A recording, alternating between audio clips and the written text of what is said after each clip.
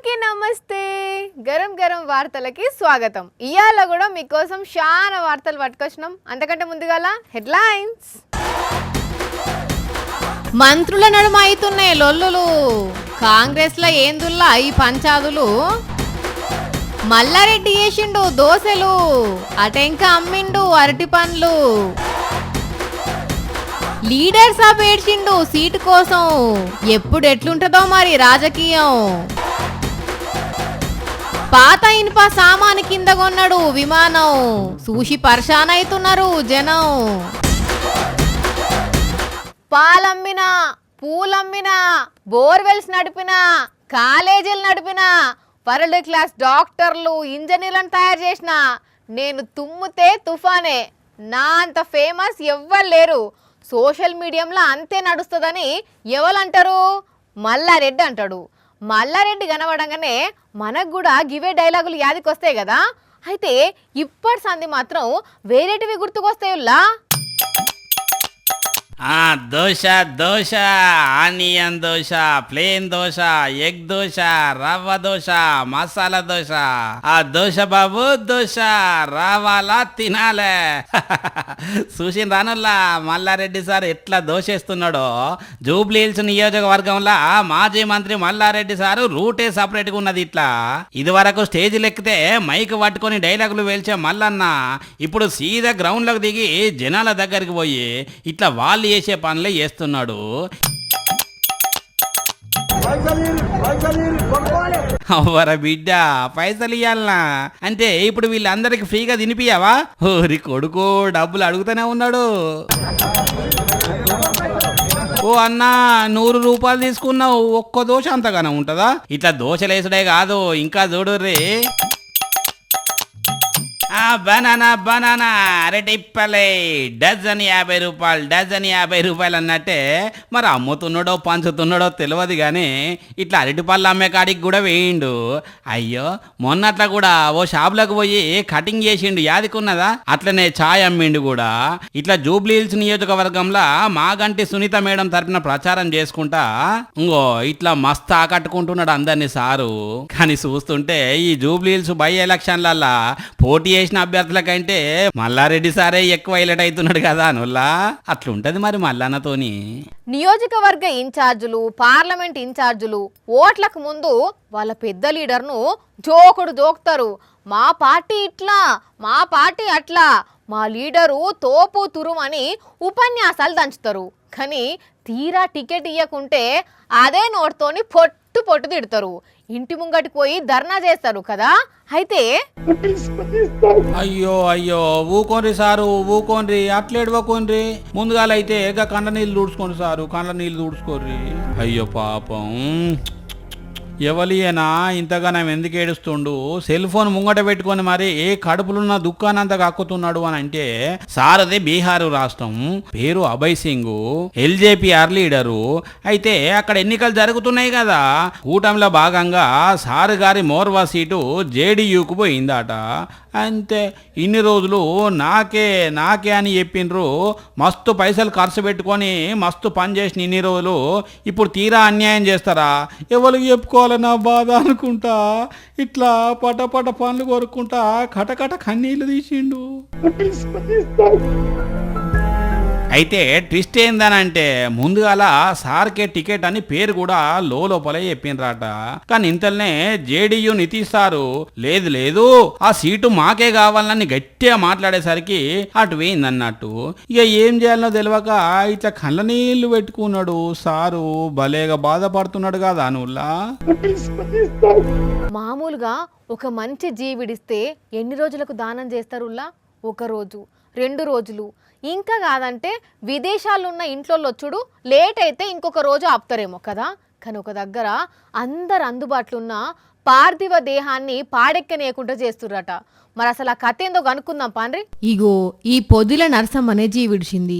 సూర్యాపేట జిల్లా ఆత్మకూరు ఎస్ మండల కేంద్రంలో ఉంటదవ్వా. 14వ తారీఖు నాడు జీవిడిచింది. కానీ ఇప్పటిదాకా దానం చేయలే. అట్లని ఎవలో ఎక్కడి నుండో వచ్చేది ఉన్నదని ఎదురు చూస్తలేరు. జీవిడిచినప్పుడు వచ్చి ఏడ్చిపోయిన నరసమ్మ చిన్న బిడ్డ కలమ్మ కోసం ఆగుతున్నారు. మరి ఎటు పోయిందామే, ఎందుకు పోయిందనేది పెద్ద బిడ్డ వెంకటమ్మ చెప్తుంది నుండ్రి. ఎందుకు రావట్లేదక్క కలక్క? మనిషి కడబెట్టి చెల్లి కాగితాలు తెచ్చి మనం దానం చేద్దాం, అయినాక ఏదంటే చూసుకుందాం అన్న.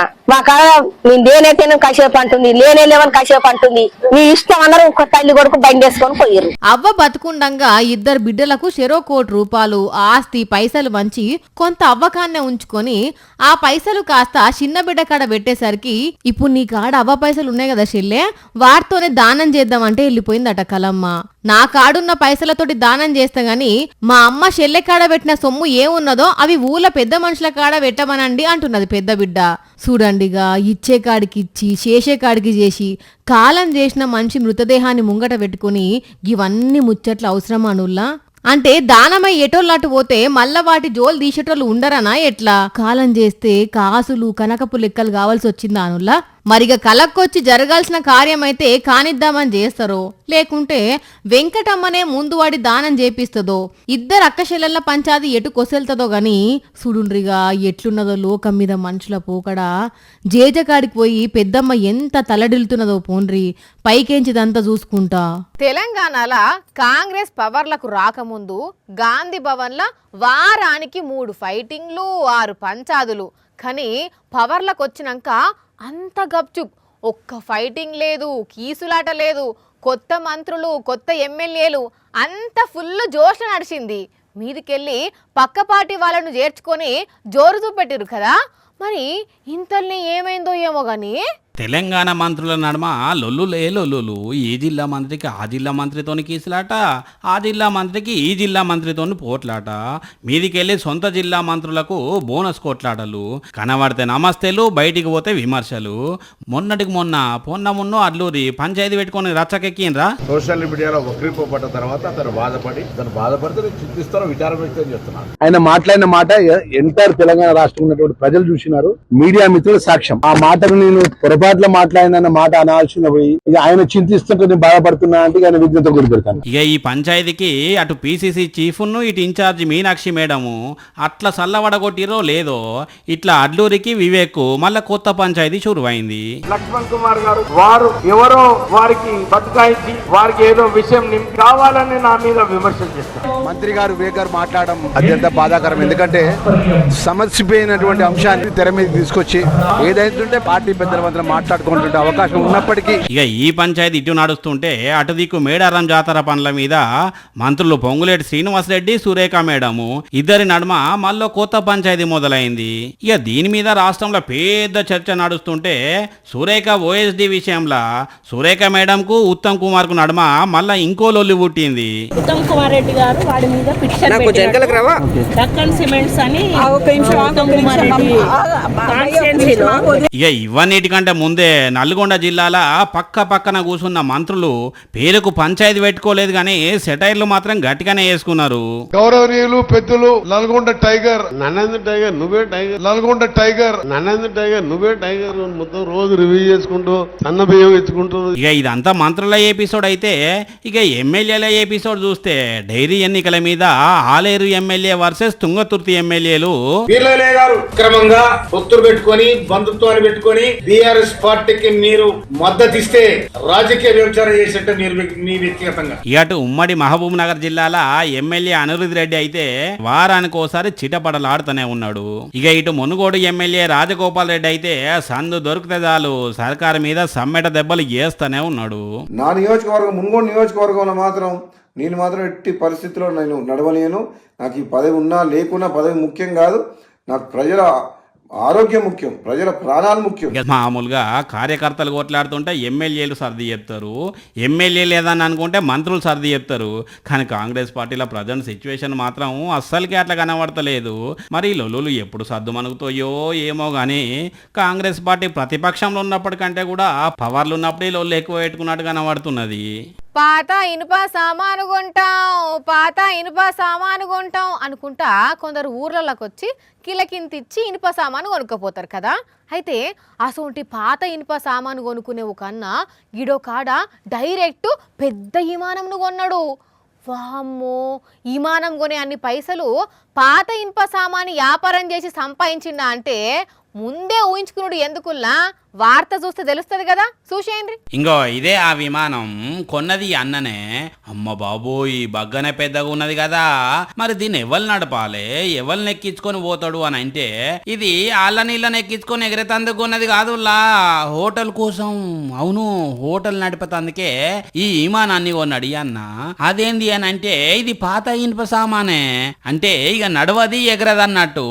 అందుకే పాత ఇనుప సామాను కొన్నట్టే దీన్ని కూడా కొన్నాడు అన్న. కొని దీంట్లో హోటల్ పెట్టిండు. 55 సీట్లు ఉన్నాయట.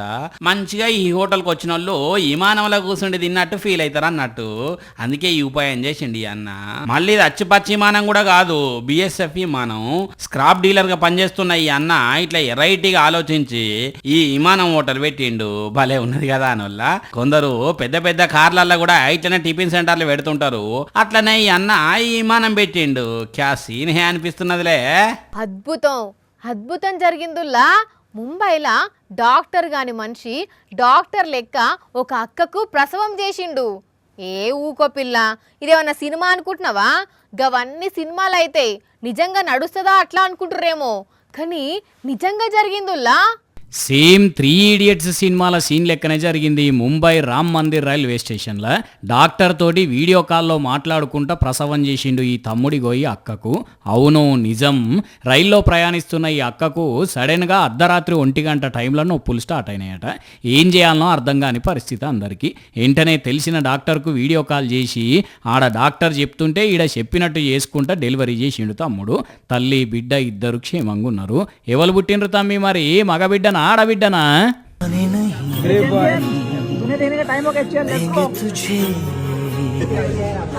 ఇయ్యా, పండంటి కొడుకు పుట్టిండట అక్కకు. కలిసి వచ్చే కాలానికి నడిచి వచ్చే కొడుకు పుట్టిండు అంటారు, కానీ అక్క ముచ్చట్ల రన్నింగ్ రైల్లో కొడుకు పుట్టిండు. అగ చూడండి ఎంత ముద్దుగున్నాడో బంగారు తండ్రి. ఇక అటెంక స్టేషన్ కాడ రైలు ఆపి అంబులెన్స్ని పిలిపించి అక్కోళ్ళ ఇంటోళ్ళకి కూడా ఫోన్ కొట్టి రప్పించి దవాఖానకు పంపిండ్రు. కానీ నిజంగా తమ్ముడు చేసిన పనికి ఎంత తారీఫ్ చేసినా తక్కువేలే. గుండె ఏమో స్పీడ్గా కొట్టుకోవచ్చు తమ్మునికి డెలివరీ చేయంగా, మరి కాదా ఏమన్నా ఇటమటం అయితే ఎంత ఆగం. మొత్తానికి అమ్మ కొడుకు ఇద్దరు క్షేమంగా ఉన్నారు. మరిగా బుడ్డోడు రైల్లో పుట్టిండు కాబట్టి జీవితంలో రైలు అంత స్పీడ్లా అనుకున్న ఫీల్డ్లో ఎదగాలని కోరుకుందాం. బై బై రా రైలు బుడ్డోడా. చూసిరు కదా, ఇవి ఇవాల్టి గరం గరం వార్తలు. మళ్ళొచ్చే ఎపిసోడ్లో ఇంకిన్ని గరం గరం వార్తలతో కలుద్దాం. మన టైం అయితే గుర్తుకున్నది కదా, రాత్రి 8:30కు, మళ్ళీ పొద్దుగాల 8:30కు. మర్చిపోకుండా చూడుండ్రి. టాటా.